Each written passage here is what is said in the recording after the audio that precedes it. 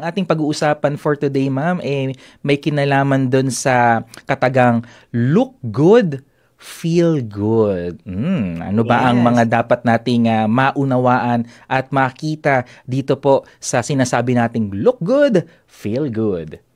Yes, and you know what? Dati, talagang sinusunod ko yung pagkakasunod niya na look good, feel good, do good. Mhm. About you are well, yun din ba yung parang nakagisnan mo na Yes. yes, we advise them na look good, feel good, do good. Mhm. At Magkakasama well, yan eh. Opo. oo na yun din yung pagkakasunod-sunod niya.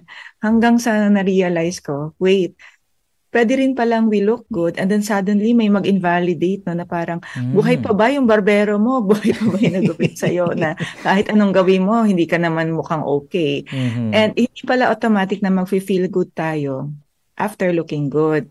So Mm. binaliktad ko siya, nilagyan ko siya ng yung I search for truth no sa ating Bible. Ano ba talagang dapat mauna?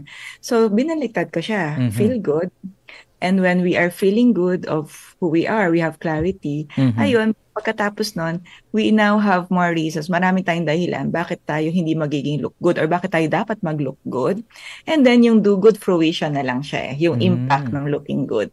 And the impact of looking good is because we are feeling good.